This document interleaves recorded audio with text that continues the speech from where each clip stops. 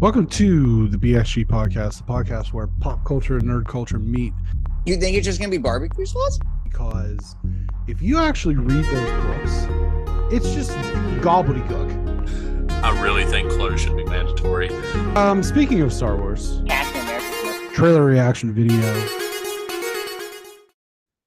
The best place to probably start is with Andor, and this week's episode focuses mostly on Cassian Andor himself engineering this prison break within the labor camp type prison that he is sort of locked away in, that they figure out that no one's getting out. They're all just kind of getting reassigned to different units, and they figure that out, and one of the units is basically everyone on it gets killed to cover it up, essentially. And then that information gets out via the doctor who basically, there's no other really way to put it, but he essentially euthanized the older guy, and then at the end of this is kind of recapping a little bit last week's, but at the end of that episode you kind of see the determination on these characters that, okay, we are going to do what we can here to get out. And so Andor and Andy Serkis's character Kino Loy engineer the escape along with some other guys, and they essentially prison riot their way out. And then we figure out that Kino Loy can't swim, so he just is shit out of luck. But then there are some other scenes with Luthen, and it seems as though the ISP supervisor is her main man is an inside agent that is kind of trying to get out, and then Luthen basically talks him back in and says, you're trapped just like the rest of us. And there's some scenes with Mon Mothma that are sort of forward building and that sort of thing. And then we also see the scene back on his homeworld where his mother appears to be in dire health issue, and I think that's probably where the series is going to conclude. But overall, this episode was really just about the prison break. So what were your thoughts regarding? Okay. So I'm starting to think I believe it's called One Way Out was the name of the episode. I think that was correct. Yeah. So I feel like they're starting to tap into my brain and just what I want to see in anything. So heist, my favorite theme of any movie. Just give me a heist scene. And then my second favorite thing in a movie is give me a prison break. So just tapped in. It was so much fun. I love anytime somebody's scheming. I mean, I've said schemes to you and Tyler many times, just like, this is what we should do. I love a scheme. I love a plan. I love the, Rick Sanchez, you son of a bitch, I'm in kind of thing. Sure. And, I love all that. And this was everything I wanted from this show. And then it's like, oh, we're doing a prison break. So the writing's stellar. The speech that Kino Loy gives to hey, we're just getting recycled. None of us are getting out. I thought was stellar. It was so good. And then, Cassian just kind of telling everyone how this is going to work. All those little intricacies. It made me just feel like, I think I've mentioned this before, but it just feels like some of the dialogue is almost Aaron Sorkin-y, where it's so snappy and so good. And to some degree, almost probably too, I don't want to sound mean, but it's almost too smart for Star Wars sometimes, where it's Star Wars is very much the everyman kind of movie in the best possible way. And some of this can be just so, I think, and we've talked about this privately and then a little bit on the show, but a lot of people don't watch this show. Right.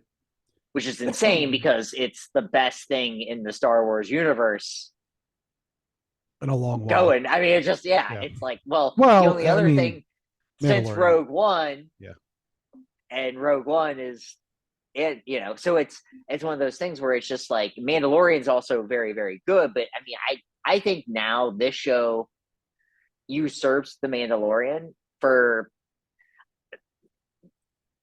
quality, not Star Warsianess.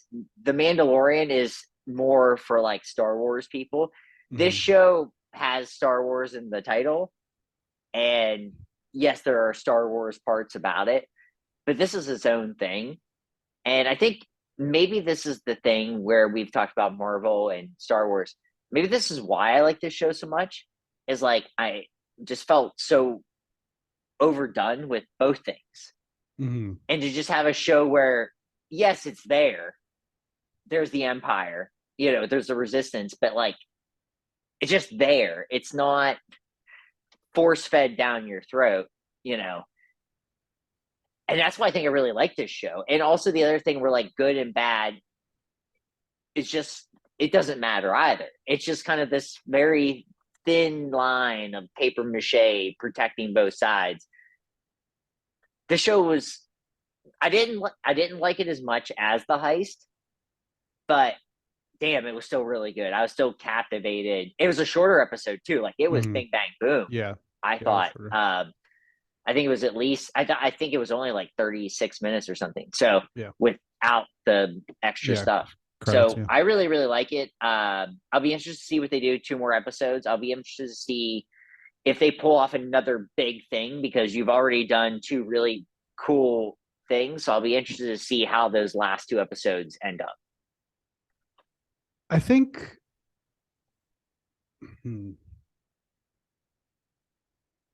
I'll start with maybe the bad here. Okay. Or maybe bad's not necessarily the word, as I saw something online and I'm noticing it more. And one of the criticisms of this show from the online community, I can't remember if I saw this on Twitter or in a Star Wars Facebook group or something like that, but one of the people had said that part of the problem that they have with this show is that the reason it doesn't feel like Star Wars to them isn't because it doesn't have Jedi and Sith and lightsaber fights. It's, where are the droids? Where are the aliens? And I kind of like, I hadn't really thought about that. And now that's something that, like, in the nitpicky version, or like the nitpicky part of my mind, I'm like, there aren't any droids in this. There's the droid that his mom has, and then there's the droid that arrested him, but that's pretty much it. And then the same thing can be said where there's really not any aliens. And I feel like the prison would have been the place to showcase that, in that we've kind of identified over time that there are no aliens in the Empire. And so they must be racist, right? Or xenophobic, whatever. So you would think at one of these prison camps that's where some of those characters or some of those other alien species might show up. And so for there to be just nothing there, it did give me a little bit, after I saw that, like I said, I can't remember if it was a tweet or a post or whatever, but it got into my head a little bit. I'm like, damn, there aren't any droids. There aren't any aliens. And that is kind of weird. But that's kind of where, like you said, the Star Warsiness of it. I actually liked this episode more than the heist episode, because I think that it has greater implications for the title character. And what I mean by that is, in the heist episode, he's very much a gun for hire. He's just a thief. He's in it for the money. He tells them, I'm in it for the money. I'm going to take my share and I'm going to get out of here. Yeah. This episode is where you see him become a leader, in not just, okay, I'm going to lead this thing. I'm the mastermind behind this prison break, and everybody follow me. Mastermind, like Taylor But Swift. Go actually fuck yourself. She's a mastermind.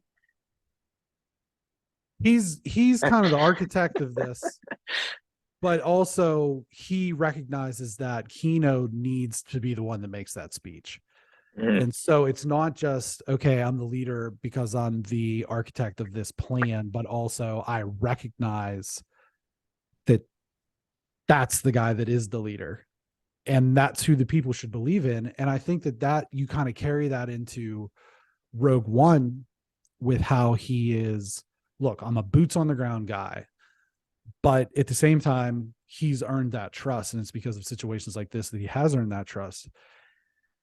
And I thought that the monologue at the end by Luthen, Mr. Skarsgård's character, was also very important because it lays the groundwork for, we need heroes who are willing to be the heroes whose names will be forgotten or never heard at all. And that's kind of, I feel like, ties directly to Rogue One, because even though in the original films there's never a Rogue One, there's always, Rogue Two on the Hoth planet in Empire, that, Rogue Two, there's never a Rogue One.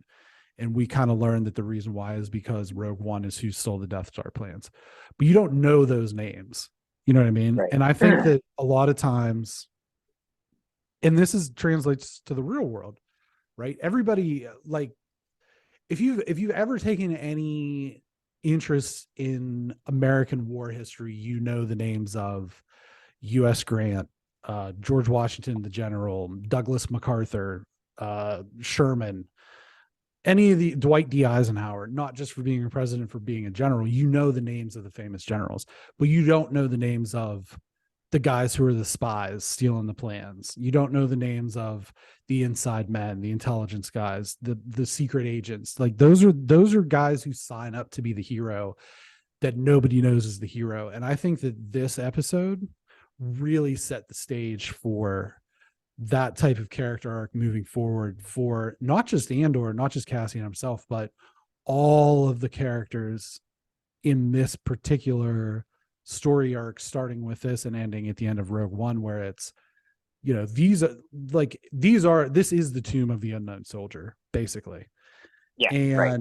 I think that maybe sheer entertainment value, the heist episode was of a more entertaining quality. But I think when it comes to character building, story building, world building, universe building, this episode was far superior.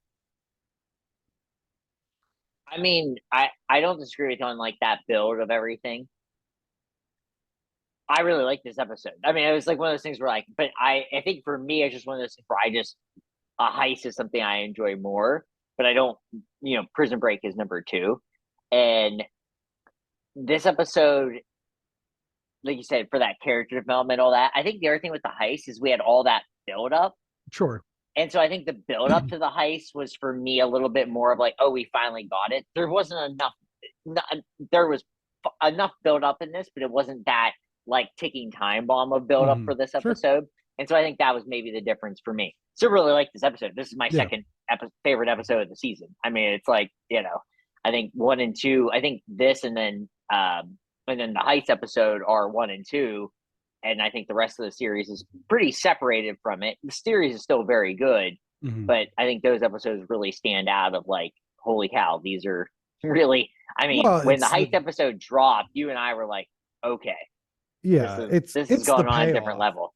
Yeah. It's the payoff, but the other thing is that I think without all that story development, the payoff isn't as meaningful.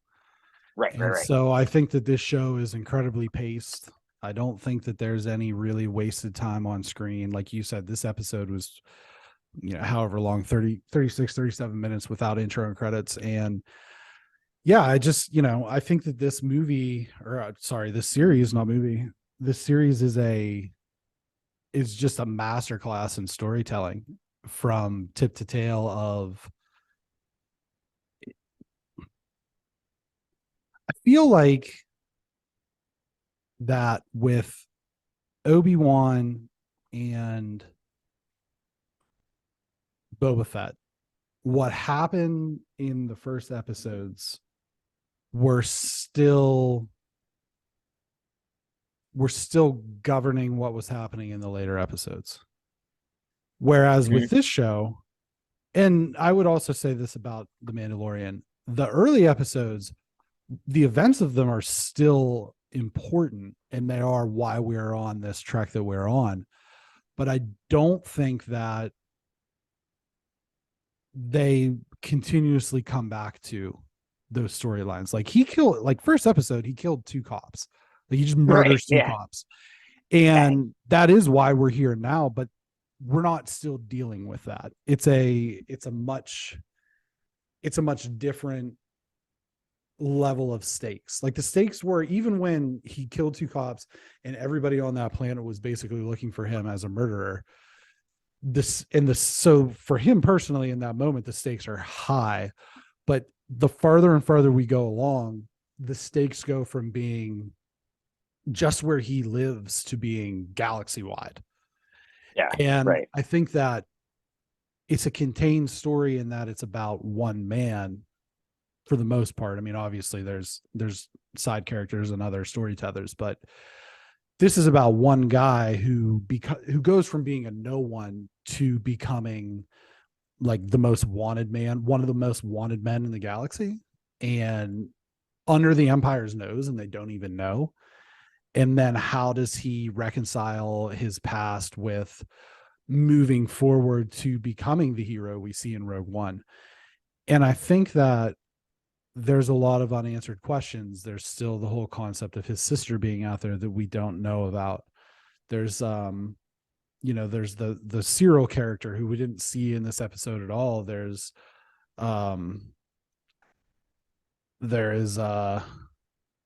whatever her name is, Debo, the supervisor lady. She's trying to figure out her thing. There's Saw Gerrera out there. But I think that the other reason I think that this particular series and this season have worked out so well is there are top tier actors in this. Like Andy Serkis is like, he's not some bum off the street. You know what I mean? Like he's grade A. Forrest Whitaker. Diego Luna is actually grade A. Like that's the thing people don't realize. Yeah, like Diego Luna is like A+ actor. Like did a bunch of Spanish films and stuff like that. Where like people don't necessarily realize been around. A2 Mama, I think is the movie he was in like initially when he was like 19 or something. And it's like that's a classic. He was in Open Range with Kevin Costner and Robert Duvall. Yeah. But yeah, I think, I love this. I love this series. I love this show. This was like I was above okay with it, but once we hit the heist, once we got that payoff, I'm like, yes. And I'm going to compare once this show's over, and I feel like I'm not going to be wrong. I'm going to compare this show to wine. And I don't want you to forget about that. But I'm going to compare this show overall to wine in the best possible way. Because of the viewership. That's the reason. Because that really made me angry. Well, yeah, it is what it is, but it just made me angry because this show's great. But 100% this show's great. If you haven't watched it, do. I don't think it's great. Whether or not with the viewership being a little bit lower, it's obviously not affecting their future plans because they started production on season 2. And so I think that to a certain extent that Disney and Star Wars know what they have with this, and hopefully they continue to press forward unabated. But this is a great show, and I'm looking forward to the last 2 weeks. Me too.